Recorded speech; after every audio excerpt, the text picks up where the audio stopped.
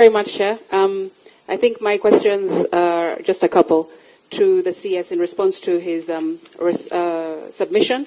Number one, CS, you talked about 8,000 job orders that were negotiated G2G. And in your submission, you also spoke about 300 job seekers who passed the process of vetting. My question is, why is there such a big difference between the job orders that were secured and the number of young people who have secured these jobs through the vetting process? And the part B of that question is, what happens to the other 7,700 jobs? Where do they go? Because they've already been negotiated G2G. Number two, communications and transparency seems to be one of the issues raised by the sponsor of the statement. Whose job is it to communicate with the job seekers who have been successful or not successful in terms of where the process has reached, changes that maybe have occurred during the process? Because you talked about sometimes this happens, sometimes you've gone and seen that it's not adequate, the jobs that, for example, salaries that have been offered is not adequate to you, so you have, began the process of amending or changing things here and there to best suit our young Kenyans. So whose job is it in terms of communication to the applicants? Is it the ministry's job? Is it National Employment Authority? Or is it the agent on the ground?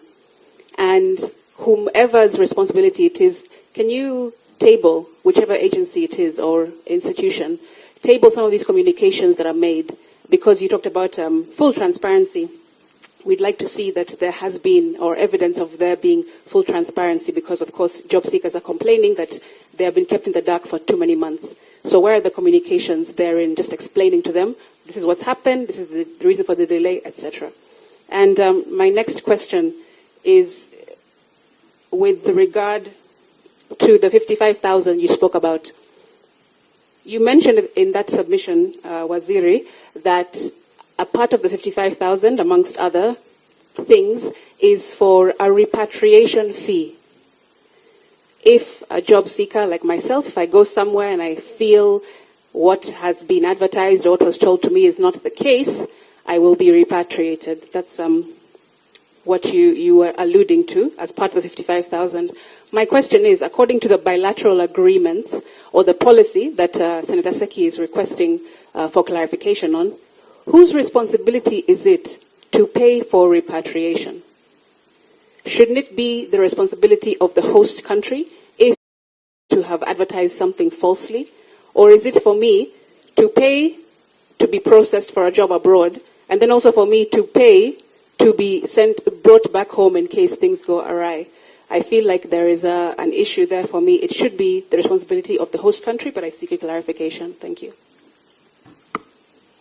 All right. Let me ask the CS to respond to these questions. Oh, Senator Morgan. Chairman, you don't want Nyamira to have a voice in this. Now, Waziri, first, I think there is nothing wrong in trying to get jobs for our youths, as long as the process is fair and is not oppressive to our people. Now, I have about 3 questions. Number one, 55,000 is a lot of money for unemployed Kenyans. Why didn't the ministry have a policy where medical examinations are done at government medical facilities, where the fee is likely to be cheaper? Why did you put in place this policy of sending Kenyans to private institutions where the fees is exorbitant? Number 2, we have a policy as a government around issues dealing with HIV. When you go for HIV testing, there should be counseling, so that you are counseled in the event that you are HIV positive. Now, all these Kenyans who are being sent for HIV testing, has the government put in place a policy where those who are found to be positive are cancelled? Because that is the policy we have. If you are HIV positive, you should be cancelled. 3, and I think the final one, and I want to thank Senator Gloria, who brought up this matter, because it seems this matter has serious underlying challenges, because it seems 32 agencies have either been deregistered or blacklisted. That's not a small number. 153 are already presented to DCI for further investigation. So it's a confession that there are issues. So we should look at the question raised by Senator Oroba on a positive note, that it's trying to look how we address the fraud around this issue of sending Kenyans to work abroad. Now, as a measure of protecting Kenyans, I just wanted to know whether you have put an advert in any of our newspapers alerting Kenyans that these 32 agencies have been blacklisted. And then, more worrying for me, is these 132 that you have sent to DCI, are they still operational? Are Kenyans still paying the money to process their paperwork to travel? Because if that is happening, it means that we still have many Kenyans who may be susceptible to fraud by these organizations. So as a measure of protecting, because you and I are there for the people we serve, the citizens. So what measures have you put in place to protect Kenyans from going to these agencies, and to also publicize so that Kenyans know these ones are fraudsters, they don't go there? Thank you, Chair. And I'm sorry. We once did a serious inquiry on abuse that Kenyans face once they go abroad. Last week we brought in 3 people from the Omogusi nation who died in Qatar. I'm sure the ministry is aware. So it's good you process them, they go abroad, they start work. Now, once they are abroad, do we have adequate mechanisms to ensure that these Kenyans are not subjected to inhuman treatment while working abroad? Thank you, Chair. Buenos so that you can answer together, I have one or two of mine, which is alongside what he has just said. While we visited Saudi Arabia, we found out that there was a discommunication cut out completely between a worker in somebody's house and our embassy. There was no communication. And so we found out also that there was a lot of running away of our young people from houses to the street.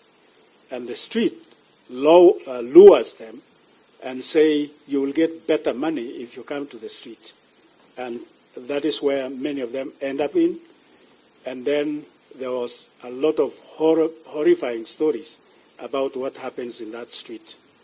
And most deaths, as we were told and confessed by some of the girls, most of those happen in the street, not in houses.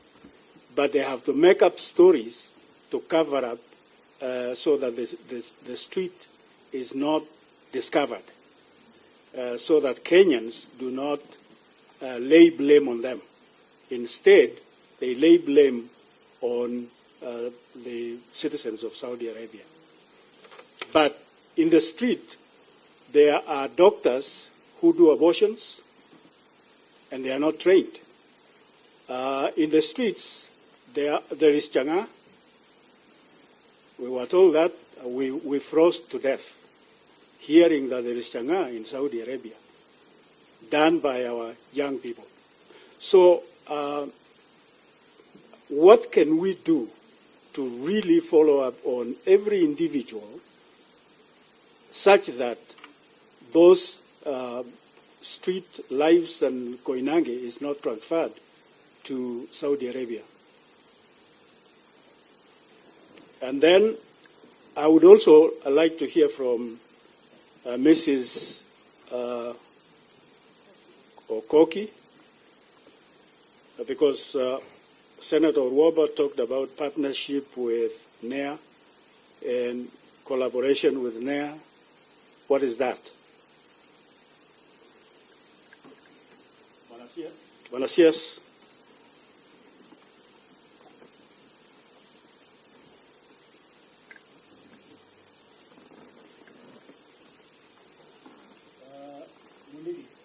Just ask one short question.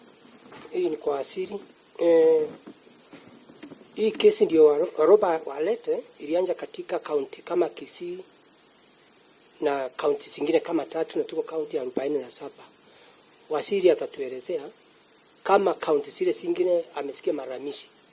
Kwa sababu wakati tunaendelea na hii kesi naona senator wa Kisii ako hapa na senator wa Nyamira ako hapa na pia nominated ndio Waroba ako hapa. Tunataka kujua na ile agent ambaye alikuwa anaangalia maneno kama kuna any network ama connection wako naye ama ni marafiki ama wamekosana, ndio tujue ukweli wa hii maneno ndio tuweze kuitatua. Asante. CS. Thank you very much. Then I'll go to agencies. Yeah, thank you very much. Honorable members, I really appreciate the questions that have been asked, and I will try to answer them very quickly. And the government signs BLAs. This is Senator Robo's questions with other countries. And the bilateral labor agreements say that they can open up. You see, countries give visas. So not each country gives a visa for a Kenyan to be employed in that country. So when you enter into an agreement, it means now Kenyans can seek employment in that country. When we go and we hear that we have opened up, we've gotten nursing jobs, it is not nursing jobs that we come back with in a chondo. It is the quota. Because countries operate with a quota. They say they want 100,000 nurses from different countries, and they allocate quotas. So you find that Kenya is never allocated these quotas. So when we go to bargain, we tell them we have nurses. So they say, okay, Kenya will now allocate you 10,000 nurses per year. So now it means that our agencies can go to those countries and find agencies and hospitals who can now give Kenyans a job because Kenyans are in that list. Because Kenyans used to go there, but they tell you, sorry, you are not in the government list of receiving quotas. So it is not that we come back with a kikapu of jobs. When I go there, I go to negotiate on behalf of all Kenyans and for the sector to get the jobs. These government-to-government jobs are never transmitted like I'm given jobs directly. Most of them are given to the country, but it is processed through agencies. Because even the government there, they tell agencies, can you get me these positions? Because they work with agencies. Because the agencies know the human resource management. We don't have the ability, and ourselves, for example, in office, to do human resource to hire for people. So the agencies are the ones who now take the backlog, do the paperwork, getting the visas, passports, and all those. And that's what is expected. They deal with other HR agencies in those countries. Sorry, Chair. So for clarity, this is not a G2G program. This is an agency-to-agency program. It is the government that decides that the government of Tanzania is going to allocate to the government of Kenya so many jobs. That means now Kenya market, the market is open.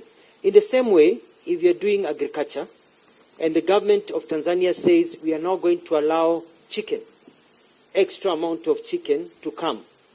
It is a government-to-government negotiation which now empowers our business people and our farmers to walk to Tanzania and sell their chicken. So that is how it works. So it is Chair, a government-to-government... Chair, I'm sorry to interject, but that is very important for Kenyans to know, because we've been asking why there is even a fee being charged if it is a government-to-government program.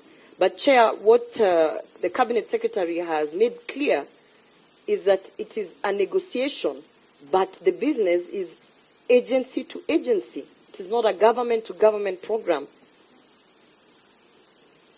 Madam Orobo is right? Yeah. And that is why, without the government intervening and negotiating for Kenya, you don't get it. It's like how we negotiate for AGOA. When our president negotiated for the European Union for us to sign the deal with them, the market country, the name runs from my head, the IPAC or something. We negotiated so that our people could trade with the European Union. So the government negotiates on behalf of entire Kenyans. I'll go to the second question. And it can as well be private entity. Yes. It can be an hospital in Doha. Yes.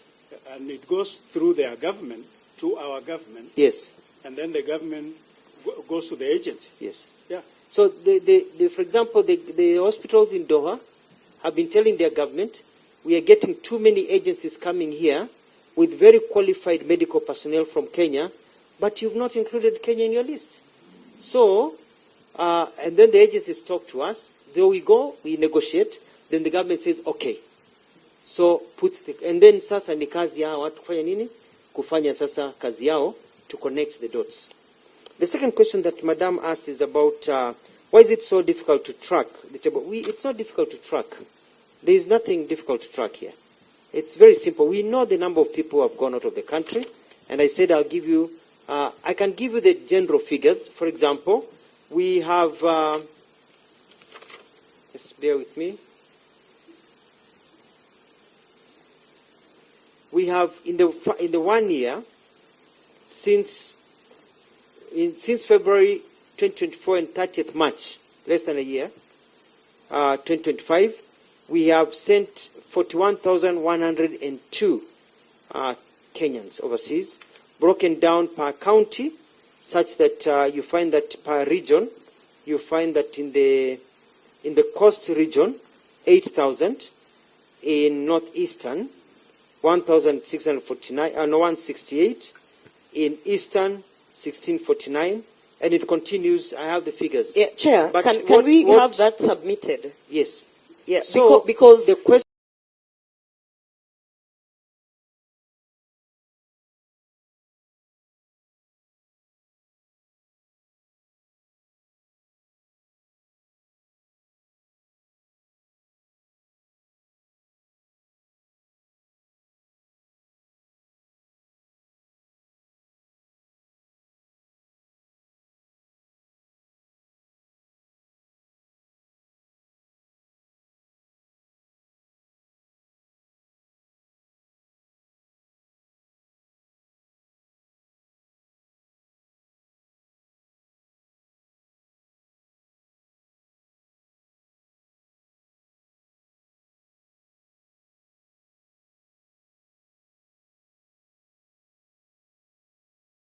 that is just a standard procedure. So, Chair, I am asking that because I find it dodgy that we are spending taxpayers' money sending cabinet secretaries to negotiate G2G agreements with people who don't even trust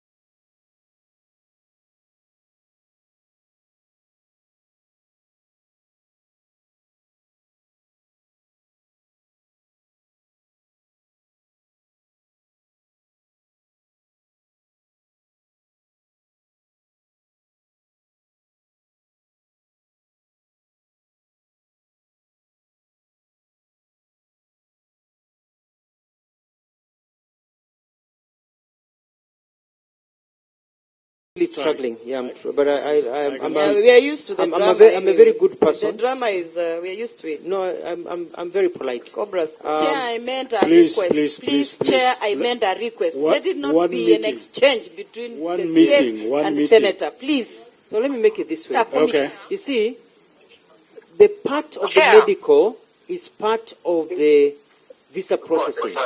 So, for example, you find that if you go to VFS, they'll also tell you, go here for your medicals, bring the x-rays to the VFS, they process. So for you to get a visa given to you to work in this company as an employee of Kenya to one of these countries, part of the requirements of the visa, they check at the embassy, is that you went to GAMCA, the same way they check you went to VFS. I think that's clear. That is not a failure of the Minister for Labour. That is not the failure of the Minister for Foreign Affairs or the President of the Republic of Kenya. That is just how the system works all over the world. And it's an international system, which is not our failure. Our job is to go and secure opportunities so the companies can open. Let me talk about Germany, for example. When we went to Germany, Germany was closed. We are the second country, I think, in the continent to sign an agreement with Germany, which now will allow Kenyans to get more opportunities. So German companies are coming here, talking to agencies, to get Kenyans to go to Germany, because we have a relationship between the two countries. And countries, diplomatically, countries deal government-to-government agreement. It may be agriculture, it may be fertilizer, it may be transport. It is the countries that negotiate with each country to open up for their business people and others to work. So, and each country has its own limitations and what is expected of them.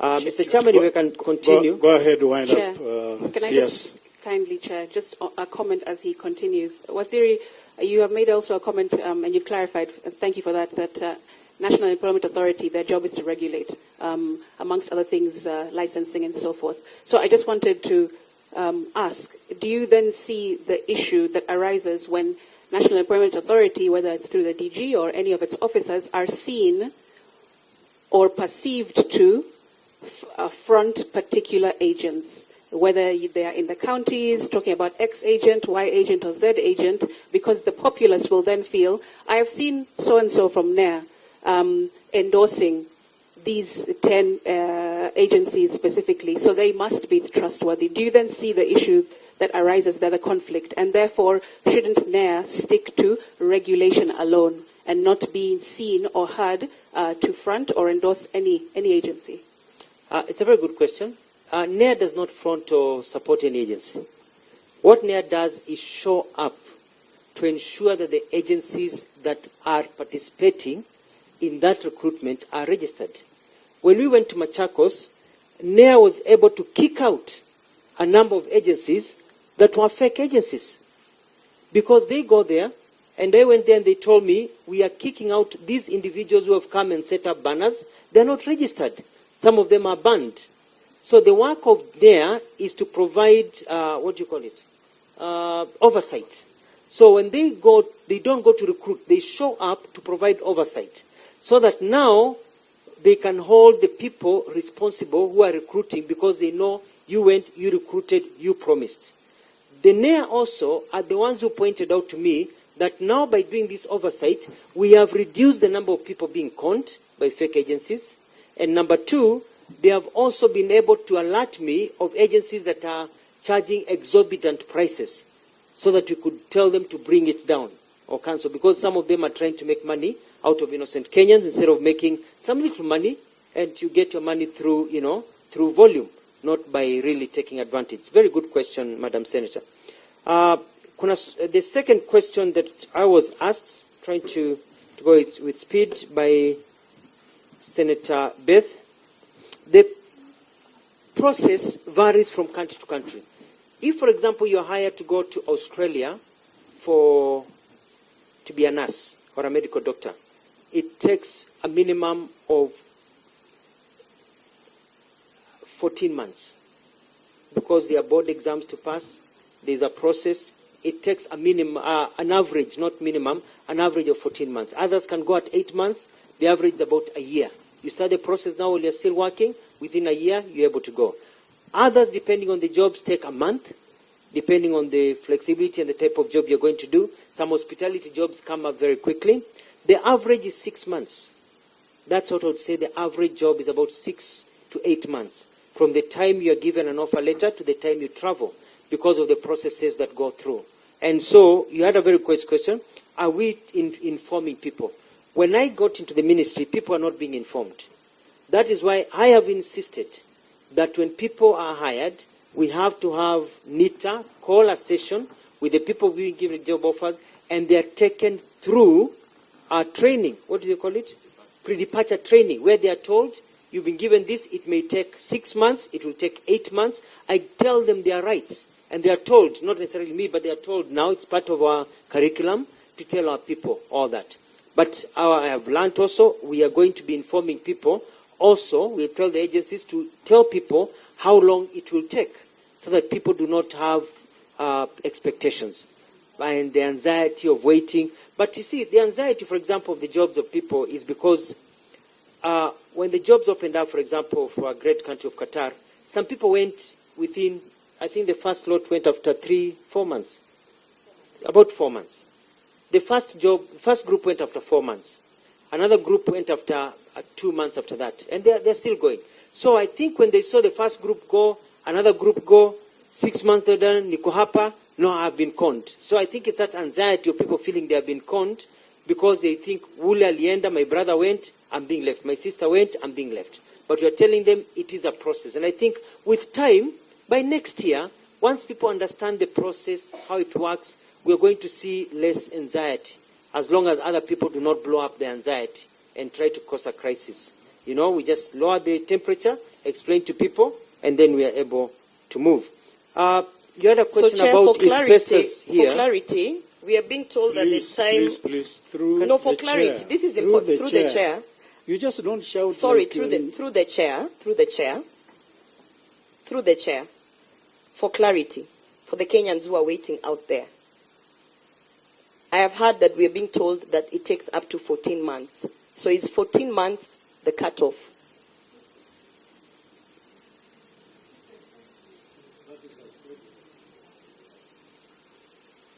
I think Mr. Chairman have explained that very clearly. Yeah. It was very straightforward. I will go to the next question that was by Senator Beth, and that is asking whether Festus is here. I think that's for the chair to deal with, so I will not engage in that question. Madam Orobo also had a question, sorry, I just saw it, about agencies, and I think she made a remark, and I'm not being personal. She made a remark saying these agencies are, she said we are endorsing agencies that are conning people.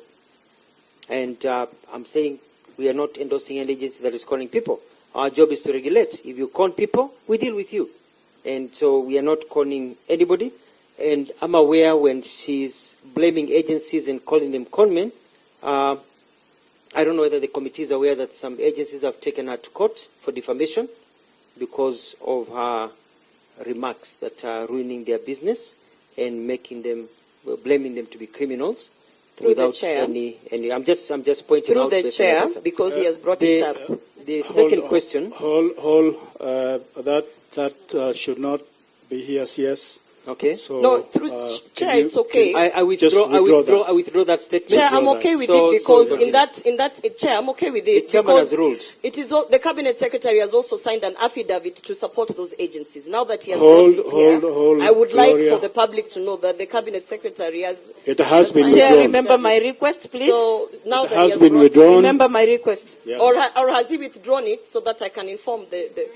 Okay, then I withdraw the affidavit that the cabinet secretary has given the agencies. Let's wind up, CS.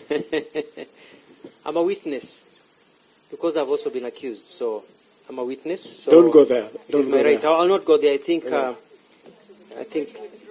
Let me go to the global face. At no time. That's what I'm saying. This is a House of Records, senior counsel. At no time did I doubt about. I just said the spelling of the name was different, but the same face as Omwamba, so I didn't know. And I said that she said that he's been conning people, and we are protecting. We are not protecting. And I clearly said, people reached out to me about this Festus Omwamba. And I got my team to tell Festus Omwamba to call Festus Omwamba and ask him. And the answer he gave was, people are going to Serbia, they are not given, I don't know which country, they are not given visas, blah, blah, blah, blah. I didn't want to hear that excuse. My excuse was, if people have been denied visas, give them their money back or find them alternative places. That is my position. You know, and I've been very firm. So, you know, I don't have any, I'm a bit tough to these agencies. So you don't take people's money and keep it in your pocket. You know, you pay back the money if you're not taking people overseas. It's as period as that. Simple as that. Honorable Seki is not in the room, but he asked about the breakdown of the 55K medical, and I'll just give it to you, of how the agency that was given the work did. And you know what usually happens at these employment agencies, when we travel with the president, we find them there, already negotiating. So there are agencies who travel all over the world, and they negotiate with companies. And so those companies give the jobs to those agencies to supply people in Kenya once we open the quota. So by the time we get to a country, they already have their own agency. And that was what has been happening here. The breakdown is, the medical fees were 15,000, the visa guarantee 20,000, the good conduct is attestation by the Qatar is 7,000, pre-departure training 5,000, document certification 5,000, and processing and administration fee was 3,000. So what happens that this guarantee is actually, the 20,000 is the money the agency makes per person for the work that they are doing, for getting the visas done, for taking them for medicals, for processing everything. They make their 20,000, which they only take if the person passes through the first 6 months, because you have the guarantees for 6 months. The person has been found to be fit, they are working, they are healthy, they are okay, they have not quit within 6 months. That's when now they can claim the 6 months. So that is the breakdown. There was a question about policy on the charges and the service fee and everything. I think I've answered that question. But I also want to clarify one thing. Yeah? It's good for the committee to know as they come to concluding. What happens? Let me give you an example of the United Arab Emirates. And I've asked, I want to go there because I want to meet the minister and negotiate. And you see, I'm negotiating for Kenyans here. What happens that companies, they give a job to an HR company, but they don't give them any payment. They tell you, senior counsel, if I'm used as an example, because you're my friend, can you get us 10,000 people in the construction industry? So that company in Dubai now comes to Kenya to contract Kenyan companies to hire for them. And they get their fee from the person being hired. And that is just how they do business. That's what they're doing in Uganda, that's what they're doing in Tanzania, that's what they're doing in South Africa, that's what they're doing in Malawi, in Ghana, in Nigeria, in India, that's how it is.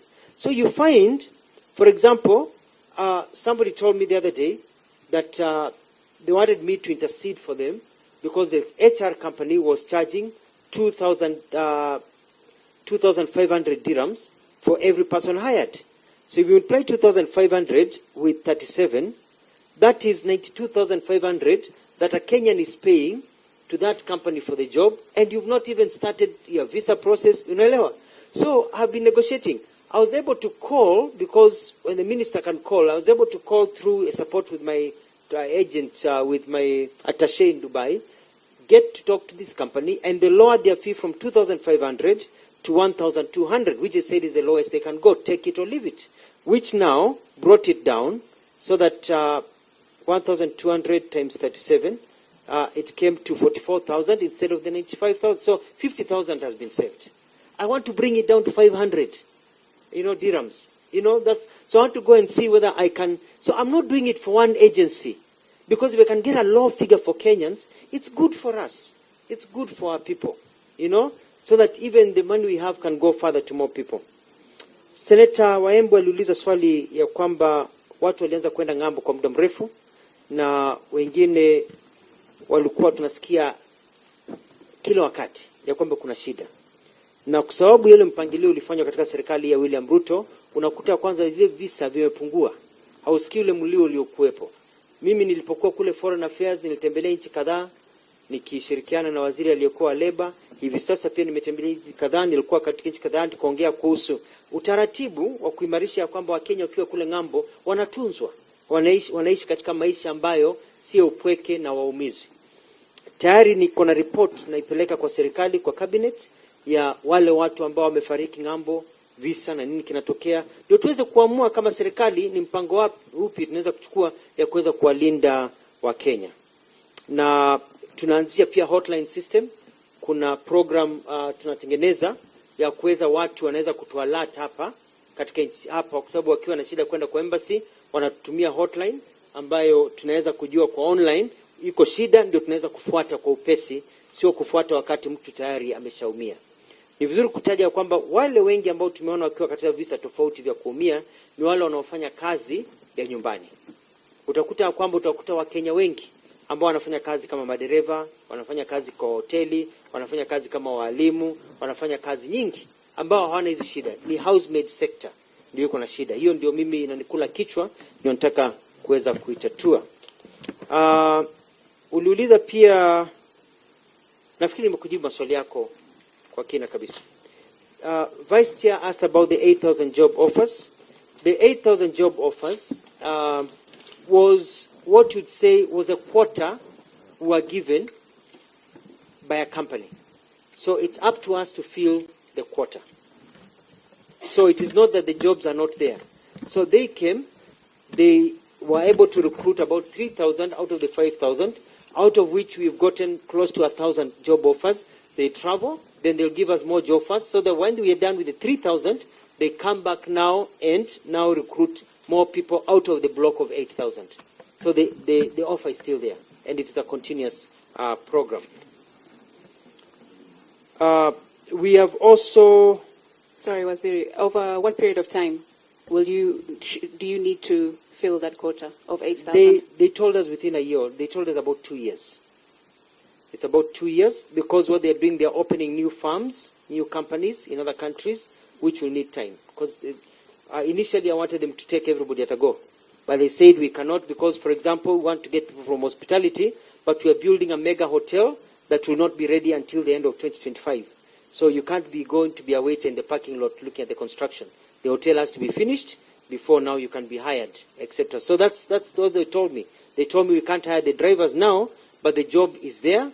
But once the business is open, so they are thinking ahead of their needs. They are looking at what is our HR needs, what is our labor needs within the next 5 years.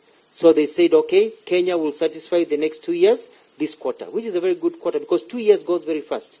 Hopefully we'll be able to get all those people over there. Vice Chair, about the communication, there I think we have a lot of room for improvement in terms of really communicating, and I'm going to tweak the regulations so that people are communicated to properly in writing or SMS or traceable, so that the agencies know if there's a delay, communicate with the people, bring down the anxiety. Because when you don't bring the anxiety, then it brings to all this drama, where people think there's a crisis because people have not really been given the correct information on time by the agencies. Nikimalizia, coming sorry, to finish. Cabinet Secretary, through the Chair. And that communication, the next part of my question was, who will be responsible for that communication? Because they keep complaining, no one talks to us, we're left in the dark for months on end. So who will that fall on? It will be the agencies who will be giving the communication, with monitoring from the National Employment Agency, so that if anybody complains, we find out. So we'll give them. I'll give them clear reporting mechanism. So there's a reporting mechanism that is quantifiable, so that we don't let any cracks fall through. So the clear reporting mechanism that has been lacking. So when it's lacking, then people don't know. People like be guided. So I'll guide them appropriately. Mr. Chairman, thank you very much, and you've had a lot of experience in this industry, whereby you asked about the runaways and some of those issues that we've had. Let me take opportunity to tell Kenyans. It is quite unfortunate that Kenyans go overseas and some of them come back in coffins. Some of them because of inhuman treatment, maybe even murder. But from what we have found out, and this committee traveled, is that majority of cases are of Kenyans who are not in their original places of employment. A lot of the girls we have seen being brought here, not all, but quite a number, are what are called runaways. Runaways are people who you go to one job and then you quit that job to go and find better job somewhere else, on the streets, in other companies and others. The law is very clear in those countries. You are sponsored by your employer. And once you leave your employer, the employer is the one who gives you medical cover. So if you're no longer working there, you don't get medical cover. Some of these countries, the hospitals are all government run. So the only place you can go to hospital is a government hospital. So when you go to a government hospital, everybody is already with a cover. So they ask you, can I see your cover? You don't want to show your previous cover because you broke your visa rules and you'll be deported. So you don't go. So what happens when you do that? It means that now you're going to quacks in the street for various operations and various things. And that's how we are losing quite a number of Kenyans. Because they don't have the cover, they can't go to hospital because they're afraid they go to hospital, they'll be deported because they broke their visa, because they did not stay with their employer or quit properly, because most of them are lied to. I'll tell Kenyan, please, when you go to a country overseas, work for that company. If there's a problem, resign properly. Nobody will hold you, and I've made sure nobody will keep you in a country, in a company where you don't want to work. Resign. Wakikataa, talk to us. We'll go and demand that you come back home. Just resign. Because it's not slave labor. It's willing, you're providing a service, and it's your willingness to provide that service. But if you leave that company to go to the street because of funny dens that you talked about, then it becomes a problem, because now you start playing panya na paka with the authorities over there, and that's how we are finding. A lady called me the other day from Machakos, said, my former governor, my daughter is dead. I said, I'm sorry. She wanted me to help bring the daughter back, and said the employer has refused to bring the person back. They want us to changa. So I got on the phone, called the attaché, called the ambassador. Why is the employer refusing? Then they said this girl was not employed. She ran away 6 years ago and has been doing other dubious activities. But to our mother, the mother thought that she was legally employed somewhere. So we have those cases. So, we hope the girl come home, but it's not that the employer did not even know that she had died, because the girl ran away, and the police have been looking for her, for all those years. So those are some of the cases that we are dealing with, and trying to organize our Kenyans so that they can also know how to live when they go overseas, the attitudes, how to live in a foreign country, how to adjust to the cultures of those foreign countries. Mr. Chairman, I submit. Through you, Chair, my questions you didn't respond. Oh, sorry, sir. The issue of counseling, yes. those Sorry. positive. What you have done to protect Kenyans from the companies that have already been deregistered? What we have done is that the companies, and we have double-checked, where people go do their medicals, it's a standard form whereby you go. If you're going to do some of these tests, there is a counselor that takes you through before and after you receive your results. And it's one of the questions I asked, because you don't traumatize people. So people have gone and they have been receiving their results, and if it's not the right way, you are cancelled further. And that has been the system that has been going on, because the counseling is usually done by a medical and counseling officer of the lab where they're taking you. And I think maybe that's one of the reasons they are asking for the major labs, because the labs where these people are taken to, majority of them are huge labs with many doctors, many officers who have these certain protocols as set by the government of Kenya, that for some of these tests, you have to do counseling. Anywhere you go, you get the counseling. Number 2, the question again, sir, was? The companies you have deregistered, yes. How do you protect Kenyans so that they don't get conned by the same companies? Have you put any adverts in the papers? We put an advert of this list of companies, and we can do it again. We put an advert in the newspapers end of last year of these companies. We've added the list, so we will update Kenyans on this list. We'll provide this list to the House. The chair, they decided to share it with the media, so that also we can highlight some of these companies, so that when you see this company, there's a red flag. But also, the NEA website is there, and we also have an 800 number, which is very easy, 0800-222-223. 0800-222-223, where you can report abuse, you can report an agency, you can ask whether this agency is registered, and somebody on that line, it's man 24 hours, will be able to tell you, we've never heard of that agency. Na story inaishia hapo. I get people asking me all the time, is this registered? I double check, call this number, they call, they find out, this person offering jobs to Canada, to Austria, is fake, is not registered. And then people know. I just want to tell Kenyans that be very careful who you deal with. Just do due diligence. Make sure that the person who is giving you a job is registered with the Republic of Kenya. When you go meet somebody out there, they give you a job, they con you, then you say you've been conned by agencies of the government.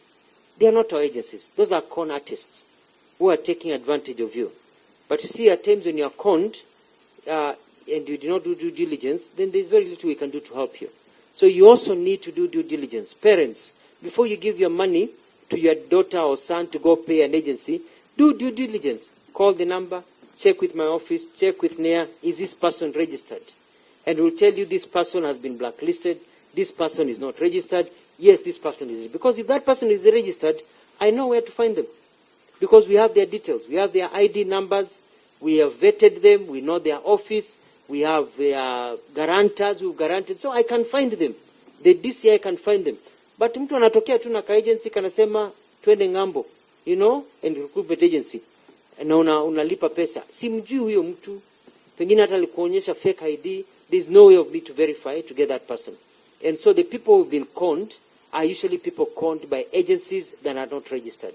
So let the government protect Kenyans, and we are protecting you by providing a good service of registered agencies. Chair, my third question, kindly had requested. It was not responded to.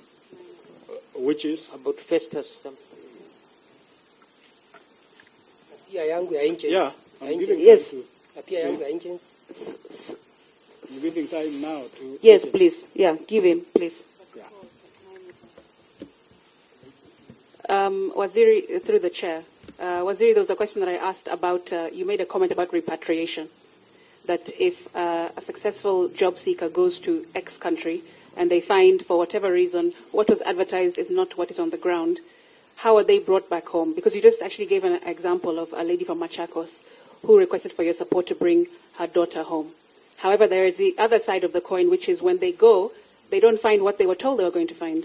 So in that case, who is responsible for repatriating? Because many of the people that Chair has talked about who we went to visit in the safe houses in Saudi Arabia complain. They came, were told, I'm going to be a nurse, but actually there was this other job, and then they were told there's no job for you, or something like that. And then they're stuck in the country. How are they repatriated, and whose responsibility is it?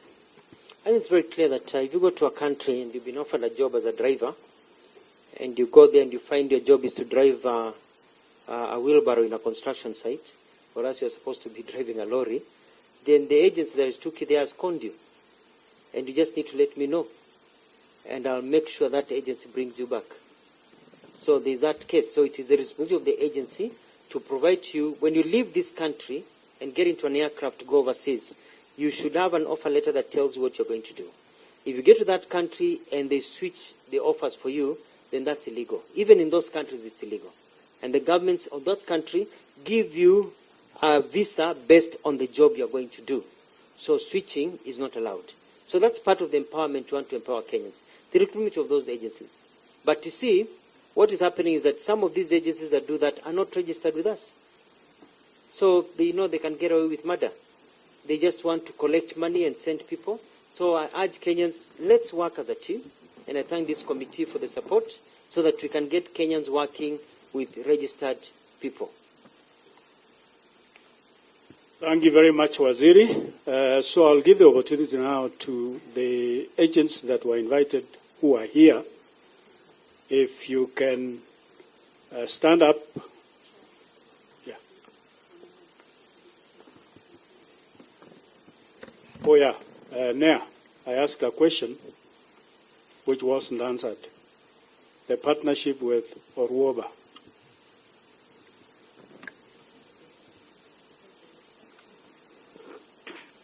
Mr. Chair. Thank you, Chair, for that question. The role of NEA generally, when we work even with the other members of parliament, is just to ensure that the agents that they are going to work with are registered with us. In the case when Senator Orwoba approached the authority to assist her with the recruitment in Bobasi, what we offered to her was our officers who are in the ground in Kisii and Kisumu were there just to oversee the recruitment process that was taking place through the agents that are already registered with us. But in essence, we work differently with each member of parliament. In her case, she was in charge literally of all the exercises. And when my the NEA officers there called me and asked me that they really did not have much work to do, I told them then to make sure that they take the register of those people who are going to be recruited during that drive. So to that extent, that is what our partnership is with Senator and with any other member of parliament when they request us to assist them. So I can come in with $1 million pockets to deal with you. Yes, and we've been doing that with very many other members of parliament. Yeah, it's just to give them that reassurance, but actually the exercise is normally conducted by the recruitment agencies. Thank you. Chair, tunataka kusikia kwa agent huyo wa Kisii. Yeah. Sindio napeana hiyo nafasi. Agent huyo wa naitwa Francis ama Festus. With your permission, Chair, my name is Brian Haeba, Advocate. I'm here on behalf of all the agents that were invited by the Senate, including Mr. Festus for Global Human Resources Limited. I think by way of introduction, if they can just mention their names and the company they represent. Some are not here, but majority are here with us. Then, of course, we did our response. I will may guide us on how to proceed thereafter. Chair, through you, Chair. Through you, Chair. Is Festus here? Yes, I am present. Yes. If he is here, Chair, my question was direct to him. Why do they need lawyers? Yeah, so... what have they done wrong? Festus? Yes, Chair. I didn't have any prior interaction with the Senator before. Sorry? Yes. The question was if I had any engagement with the Senator before. I didn't have any. Okay, so you didn't have You were not any... engaged, sorry, through the Chair. Were you engaged to recruit any members on her behalf through your agency? Yes. And isn't that dealing? The question was if I had... If you had any interaction with her, if you dealt with her in any way in your work as an agency. Yes, I did on 11th February. Chair, I want that to be put in record because there has been fake news about me recruiting people. Festus is here. He's one of the agents that were dealing with the people from Bobasi. The other agent is Monisa, that was led by a gentleman. I don't see him here. I guess that's why they sent a lawyer by the name Kaloki. Those two organizations, Monisa and Global Face, are registered, and they are very active even as we speak.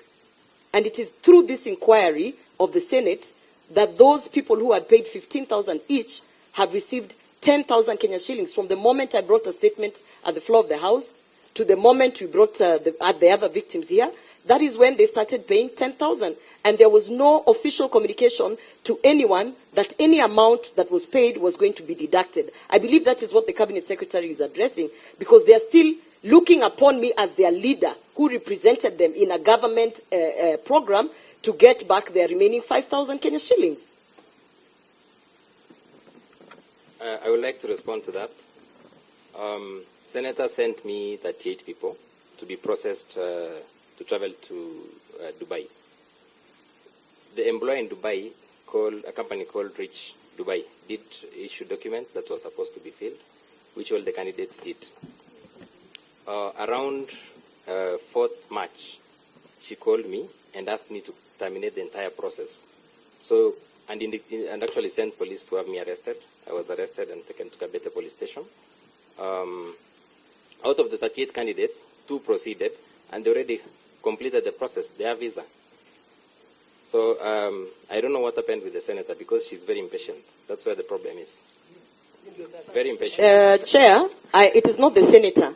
I am here to represent people who came to my office. It is documented. Let them not make it personal. They should not make it personal, Chair. It is not about the senator. What was the reason for the 36 declining? Mm-hmm. She instructed me to stop the process and do immediate refund. I have all that in record. She said you and with you. Yes. Chair. Only 2 proceeded. Chair, on record. On record. Be patient. Okay. Hold. Yeah. Chair, actually the question was mine. Let's hear what Festus has to say. Yes. So I did process for all these candidates. They were only supposed to go to the embassy of UAE, which only 2 came to Nairobi and went to the embassy. They had their documents attested. The 36, out of intimidation from the senator and a lot of abuses, she pushed me to have a refund.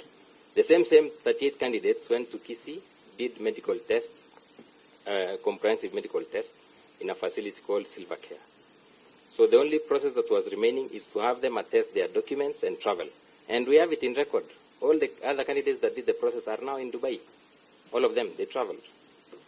Yes. Chair, through you, Chair. So 36 were left because of our withdrawal. 36 were left because of Senator Gloria. Okay. Yes. And I have all the record, I have abuses, I have a lot of things she sends to me, and a lot of intimidations.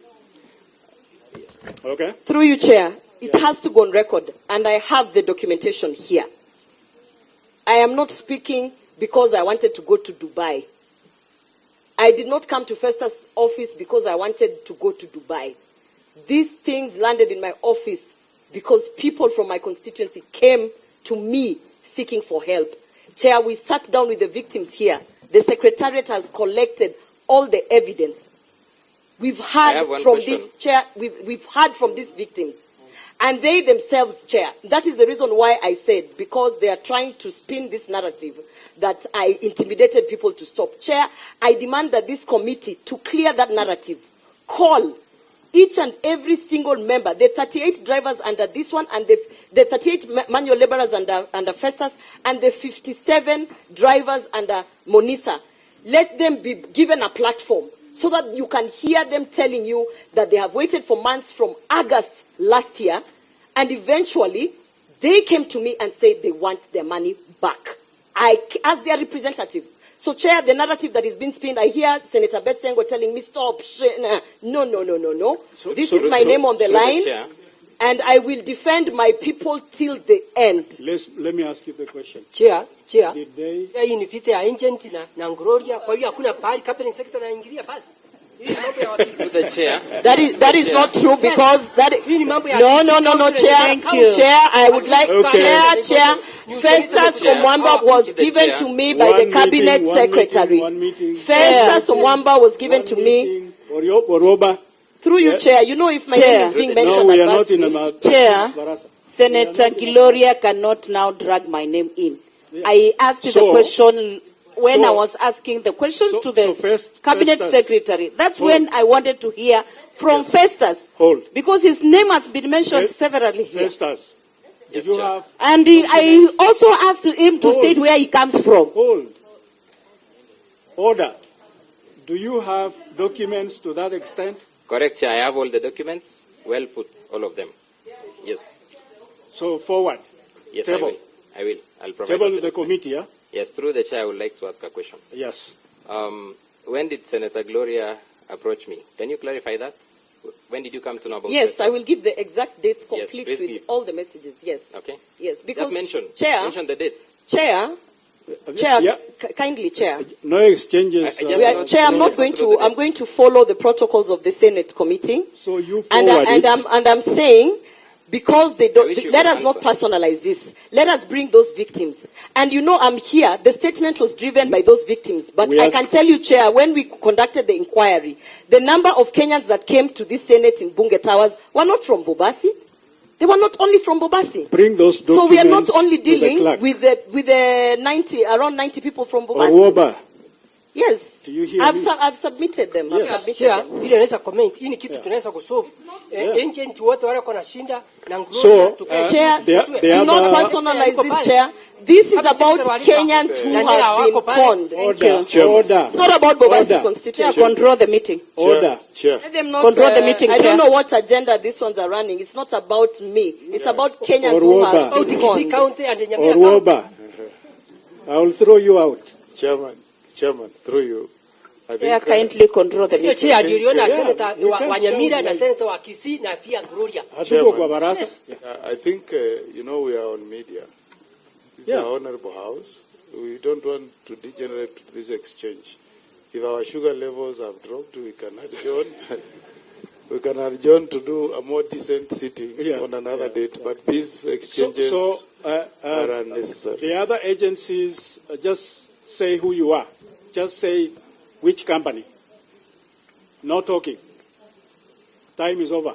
Can I speak on of all the groups? I'm the chairman of all the recruitees who Chair, how yes. can that be clarified? That will take us back. Yeah. Just How say can who that you be are. clarified? Because Just say who you are, Who which are company. you? But not the chairman of all recruiters. My name is Ruben Ohome, and I'm from Laikipia, and I was elected by all the groups, Just all company. the recruitees. Company, say company. No, I was recruited too, and they elected me as their chairman. So, can I be given a chance to speak on Chair, we can't behalf verify of that. them? Because I have all the records. Some are in Dubai now. Some are in Europe. What we are doing here, we are doing something very wrong for Kenyans. We should be discussing something else instead of what we are discussing. The world is watching, and everyone is watching.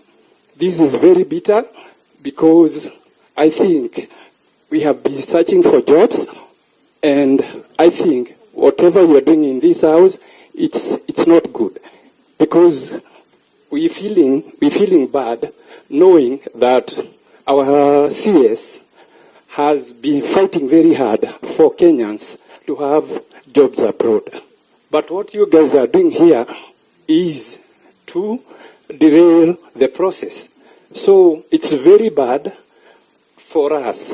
And we can put videos and see how our brothers in Iraq, our brothers in Dubai, they are celebrating each and every day, and they are praising the government for them to be given chance to work abroad. So what I'll urge the House, recruitment is not just you go and then you get a job. It is a process, and we have waited. So please. Thank you very much. Thank you very much. So the other companies, just say who you are. My name is John Mwangi, Waxter Consult Agency. My name is Nasra Ibrahim Ibrahim, Director Malo Smart Hires Limited. For the record, I've not been summoned, but I'm here as an interested party. Thank you. Good. Somebody else? Good afternoon. My name is Monica Mwema, Director Monisa Company Limited. Next. Good afternoon. My name is Francis Wahome. I'm the chairman for all the recruitment agencies in Kenya. Good afternoon. My name is Cornelius Muli, representing Diaspora Recruitment Agency. Good afternoon. My name is Festus Omwamba, Director, Global Face Human Resources Limited. Good afternoon. My name is Maura, Advocate, Festus.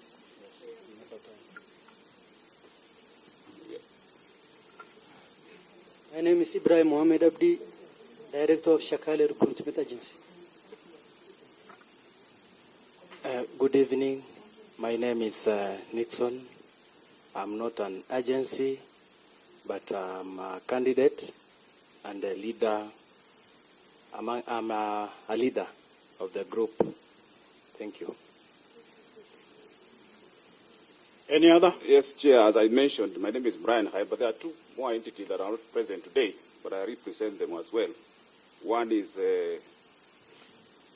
Blue Wave International Services Limited, and the second one is Iceberg Business Solutions Limited. I'm there on their behalf as well as the other agencies. Now, let me finally say this. We will have a time with you agencies next week, Thursday. And we want you all to be here. We are not going to expose anybody to anything. We are just going to have a friendly meeting. We want to know the successes, the good things that you know, which we don't know. The questions of back and forth from an individual or two will not be there. It will just be tell us the successes that we have had. We know that you have created opportunities for our young people in those countries, and we want to hear those stories so that we don't hear the negative only. Because we know that our young people need jobs, which we cannot be able to offer in the country, and therefore you are doing a super job, nice job, and our ministry, led by the CS, is as well doing a very nice job. I have been there myself. I have seen what is going on, and I told the minister then that she was just joking around. She wasn't serious about the safety of Kenyans and the opportunities to be secured for our young people. So if there is a time that I feel that we will succeed as a Ministry of Labour for those opportunities, it is now. And so let's all cooperate together and make sure, Buenos Aires, that there is safety for our young people. And we do that by making sure that there is no Mukora agency anymore. That is the enemy we have, because the people that I found, 400 girls, put in a safe home, went through wrong hands. And therefore, we must make sure that that cannot happen anymore. Not under your watch, not under my watch as chairman. Because, and ask yourself, why this one particular area called Saudi Arabia? It is not happening in France, it is not happening in all the other countries. It is just one particular location. So that story of runaway, how do we cure it? That story of lack of accountability, how do we cure it? We can say that we will scrutinize the agency here, but how about the agency in that particular location? They should be answerable. And our embassy in Saudi Arabia should know where Kenyans are, where each one of them, especially when we know that that is a notorious area. We should just zero in on that so that our people are safe. And we were even asked questions by Saudians. Do you want to say that we love when negative paintings are said on our country over your people? We don't like it. And we can grow tired and say, no more Kenyans. Because we met ministers there, and they told us, be careful how you publish this thing. And the more we agitate about publicity here recklessly, the more doors we will shut for our people. No country is ready to be painted negatively all the time. So we should make the screw very tight on our side so that as our people go, they go in safety and they work in safety and come back in safety. So, Chair, I can see time is very much gone. It is, and it is over. Kindly allow us a minute each senator to make our concluding remarks as you close. That will take us long. Chair, we are here, Chair. The House is... Have a minute for each senator, Chair. That's why we are committee. Okay, have Yes. a minute. Chair, yangu ningeomba kwa agents. Tumesikia kama NEA na LEPA sina mambo mengi sana, lakini agenda yao ni kusaidia mwananchi wa Kenya. Ningeomba all agents mjaribu kulainisha kazi ndio tuweze kusaidia vijana wetu juu ya miaka ambayo inakuja. Kwa hiyo ningeomba mwele mlainishe, muangalie list yenu vile iko. Kama kuna mtu ni demokrasia ataka kurudishiwa pesa yake, arudishiwe pesa yake. Na ule tumeelewa at process ni mrefu na iko na miezi mingi. Mweze kurudishia wale wataki na wale wengine wataka waweze kungojea. Hiyo ndio mimi naweza kusema kwa sababu nimeelewa process ni inaenda polepole lakini ni mzuri. Ndio tuweze kuangalia. Kwa sababu nakumbuka miaka iliyopita watu wengi vijana wetu walikuwa one minute. Kwa hivyo mimi naunga mkono process iendelee. Lakini watu wale wataka kurudishiwa pesa, warudishiwe pesa yao. Asante. Siengo. Chair, I really want to thank the ministry and the recruiting agents. You are doing a good job. The only thing I'll ask the ministry is to be very careful which agents are representing the government. We know there is a problem of unemployment in this country. It is very important that we have an alternative source of employment elsewhere. Finally, Chair, I would say to the agents and government officials, if you have any dealing, may it be with Senator Siengo, and it is not working, we are not also angels. Please be on watch out. Thank you. Shut them out. Yes. Chair, it's 1 minute like everyone. I want to say that, first of all, I'm very grateful that because of my statement, I've seen a lot of traction. 70 people have gone over the weekend. I believe that that inquiry has woken so many people up, the agents, the government officials, our cabinet secretary. And so I want to continue urging the legislators, do your job, do the oversight, because you can see that it works. And I want to congratulate those agents who are doing the clean job, who are not conning Kenyans, to continue. And for the National Employment Authority, thank you for the partnership, because as much as none of the 90 people from Bobasi have gotten any jobs, I witnessed people at the airport on Saturday, thanks to the inquiry that probed me. So, thank you. So, Babu? No, Chair, I think it's been a productive session.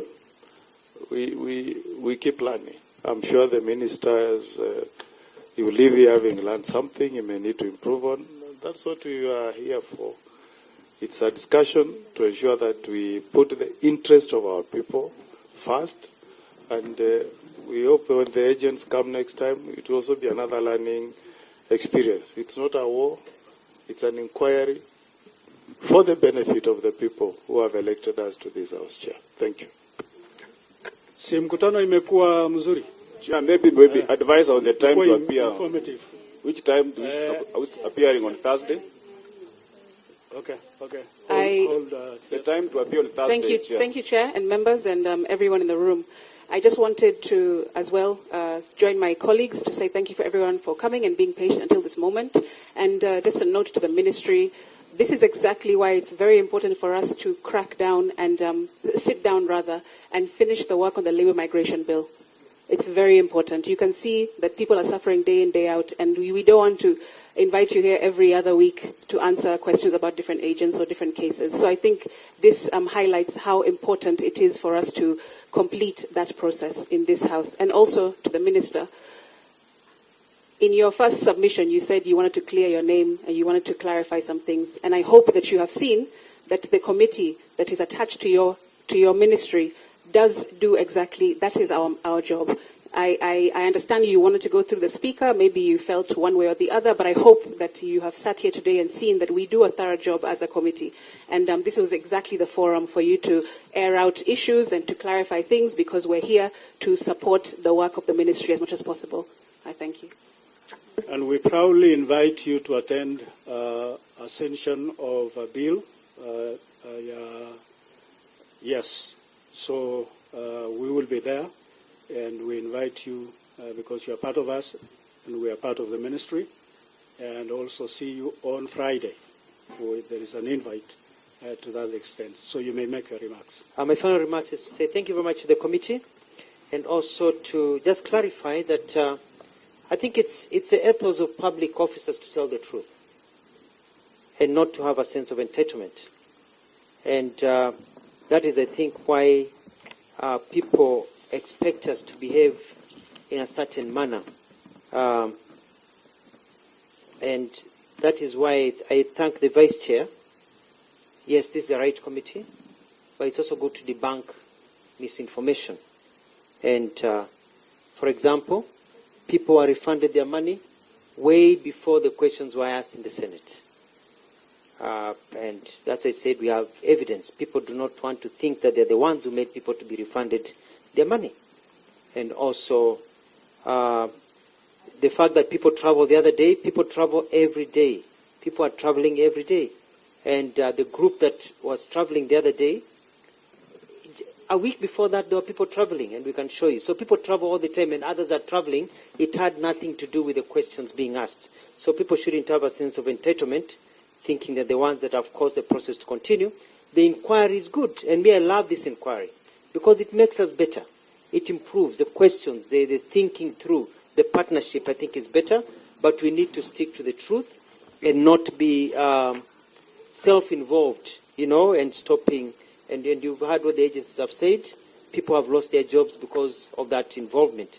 Lastly is to say that, just to point out to our young people, I just got a message here. We've gotten an order through the ambassador who is in Russia. We talked with him. He was able to visit companies and visit the country, and they gave some work to an agency in Kenya to provide people to work in a warehouse. Very good money, over 120,000. But when they did their medicals, quite a number of in Kenya, they flopped because of cannabis, Mira and Bangi. So, but they have agreed to give us a month for people to clean their blood so they can go back and redo the tests. Just to show to Kenyans that what you do with your life has an impact in other countries. And I want to thank the Russian government and the people for giving us, our youth, another chance, these youth, to clear up their blood. Thank you very much, Mr. Chairman, and we'll meet you next Thank you very much. And there being no other business, I declare the meeting adjourned. You wanted to know the time to appear on Thursday, Chair. What time? The agents to appear what time on Thursday? What about habari?